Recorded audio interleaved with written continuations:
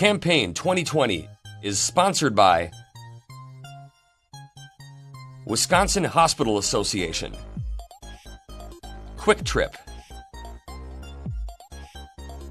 Wisconsin Counties Association, Wisconsin Realtors Association, and Wisconsin Operating Engineers Local 139.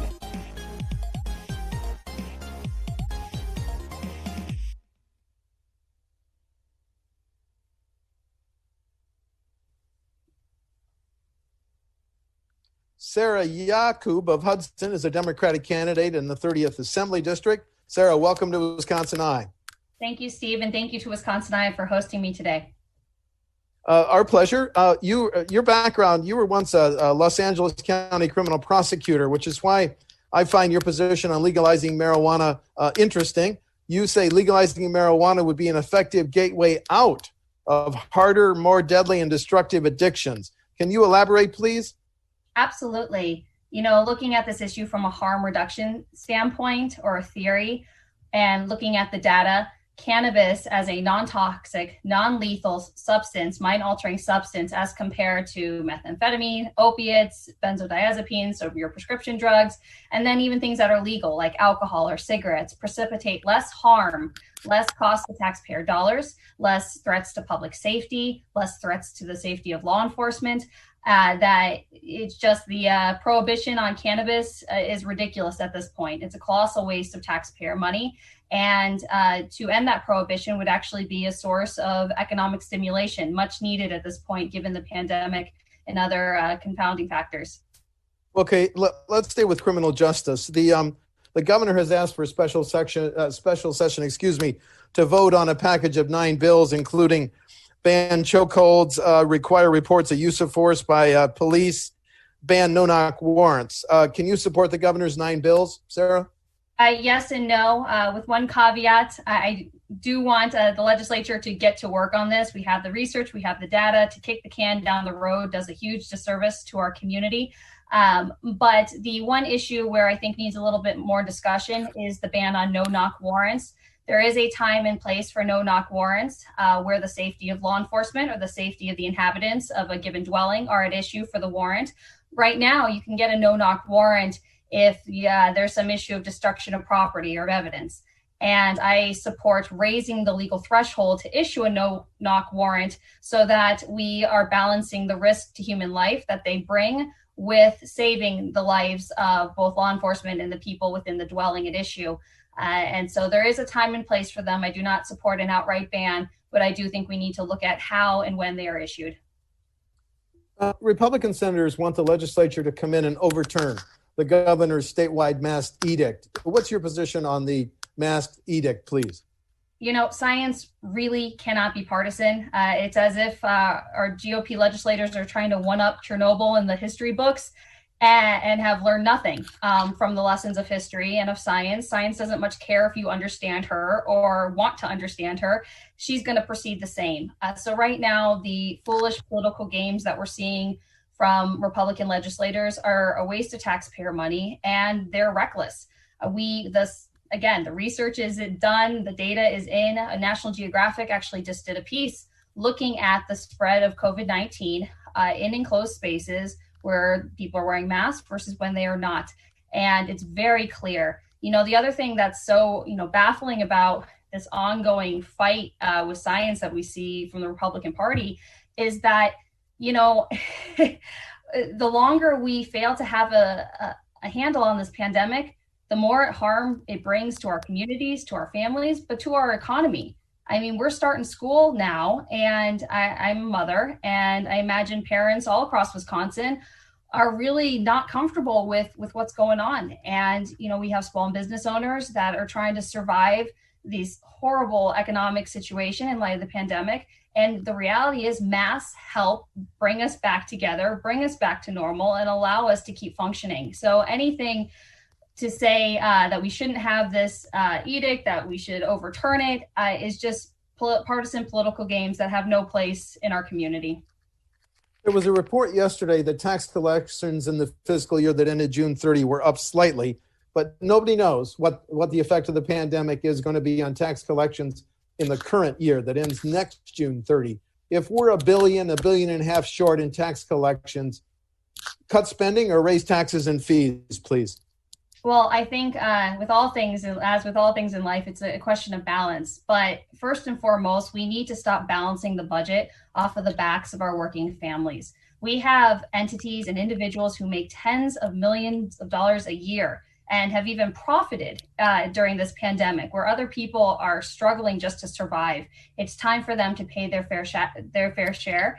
So whether that means closing the dark store loophole, which has big box stores, Menards, Home Depot, Target, Walmart, what have you, paying their fair share so homeowners stop bearing the burden of that tax revenue. But I do support having conversations about being more conservative in our spending, but then also looking to ways to generate revenue, whether it's ending cannabis prohibition or looking to people making tens of millions of dollars a year to really start paying their fair share.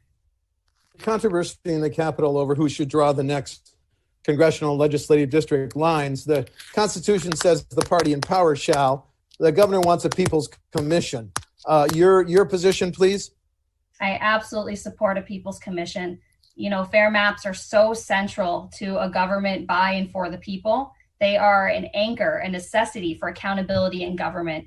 As long as politicians can hide behind the letter next to their name on the ballot, they don't actually have to go to work for anybody. And that's actually what we're seeing in Wisconsin.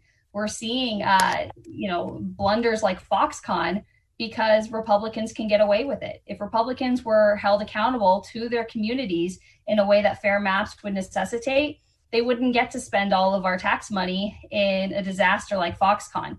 But that is just one example of where they can afford to chase their own political partisan ambitions as opposed to the good of the community. I stand with the over 76% of the 30th Assembly District and strongly supporting fair maps. And when I get to Madison in 2021, I fully intend and look forward to supporting the governor and his People's Commission to give the people of Wisconsin fair maps. Wisconsin has high property taxes. To control those for decades, schools and local governments have had what they can levy in property taxes capped or limited. Should those limits be continued in the next state budget, Sarah? Yes, with exception to minor adjustments for inflation and the state of the economy. Yes, we cannot allow legislators or local municipalities to tax people essentially out of their homes. We need to look at broader, more grand scale perspectives. I do support local control. So this is a conversation that local municipalities need to have a seat at the table for. But this is something where we can get creative. We can look to the other 49 states to see what works there, to see what doesn't work. Many of our communities are border towns. In the 30th, we have a community just on the other side of the border in Minnesota. They don't have a clothing tax. So they have a very robust economy with clothing stores and everything that comes with it. When you go out to shop for school clothes, you go and eat lunch, you buy gas, you do everything else that you can imagine, and their economy reflects it. I think it's time that we start getting a little more creative with how we manage our communities and our tax structure in communities that are competing with our neighbors just across the border. When you talk about local control, is it time to give local governments more revenue-raising options? Milwaukee County wants to levy its own half-cent sales tax. There's a proposal in the Capitol to expand our sales tax to some now exempt products and services and give local governments some of that additional revenue. Local governments need additional sources of revenue. I agree, and I'm very open to these conversations and believe that we really need to get to work. Our Republican legislators, control the calendar. And it's been over 137, I think 138 days since they've been in session. They continue a vacation during a pandemic and now during civil unrest in our state. And these are among the many reasons why the people of Wisconsin need our legislators to get in a room, to sit down and get to work on these issues, because you're absolutely right. Local municipalities, local communities need answers. We need resources. And we're just not seeing that political will from the people who are represented to solve these problems. To stabilize highway funding, the governor last year recommended raising the gas tax 30.9 cents. I don't think it's been raised in 10 or 12 years. Could you support raising the gas tax, please?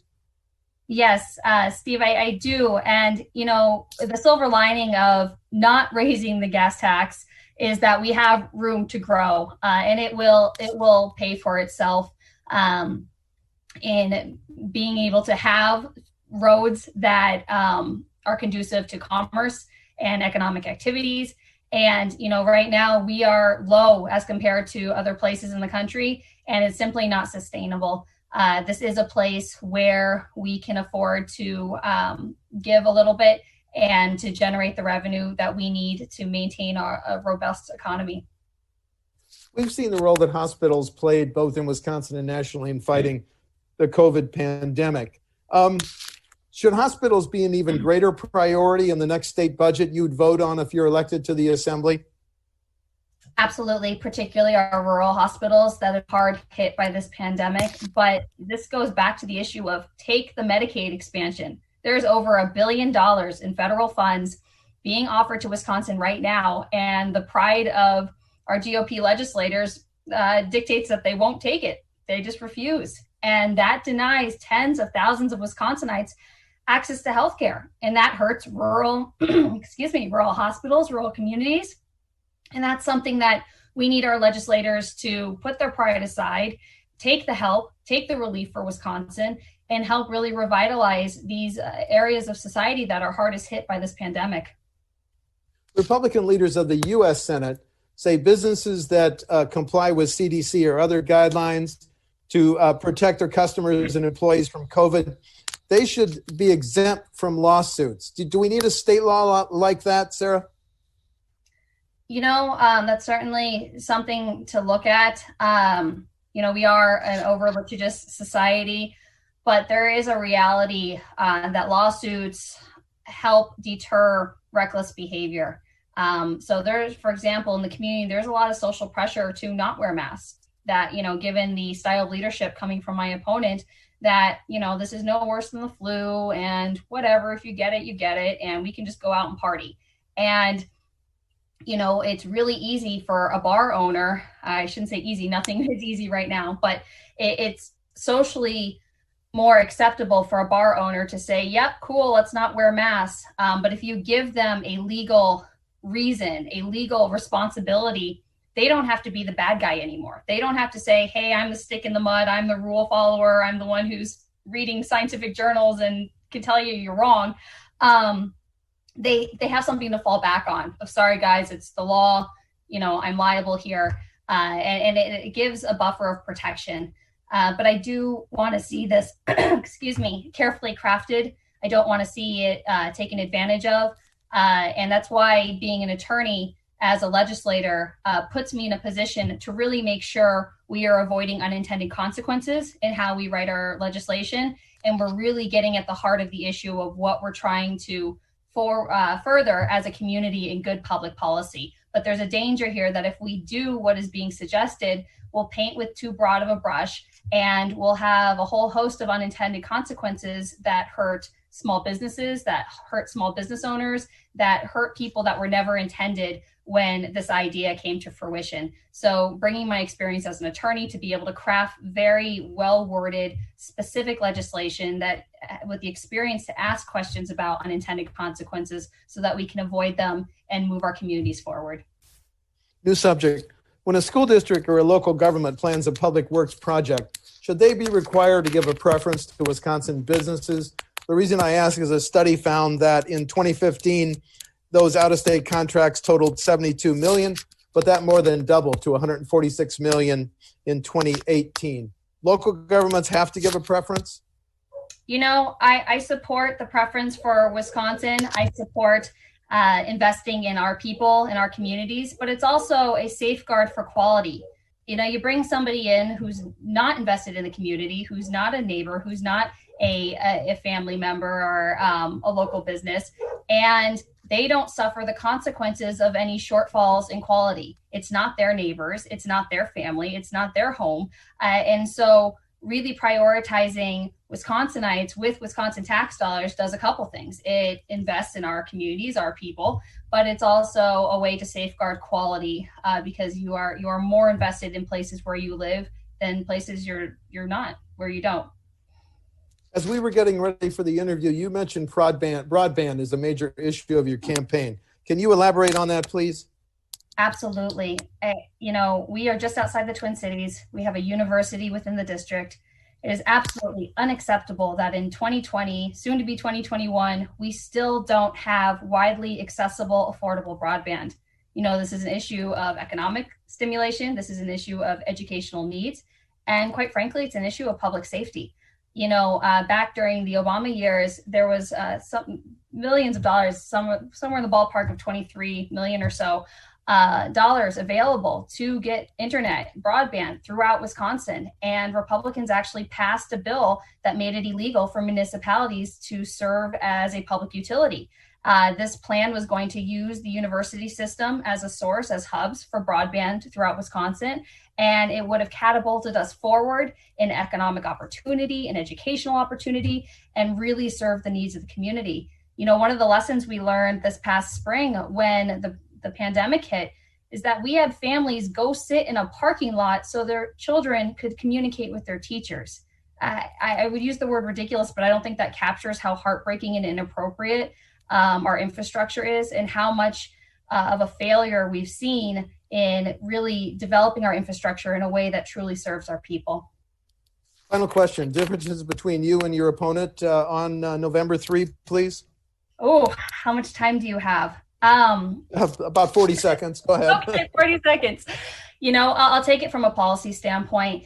My opponent really focuses on, jobs. And you can have all the jobs in the world, but if we are so dysregulated, if we are so addicted to various substances, if we are so uneducated and not prepared to fill these jobs, those jobs mean nothing to the community. I take it a step back. I recognize that healthy people create a healthy economy, and my investment in healthy people is what's going to lead us forward. My opponent does not have that vision. He does not have that perspective, and he's demonstrated time and time again that contrary to being the independent leader that he sells at election time, he's very much a rubber stamp for his party. The guy is fundraising with David Clark.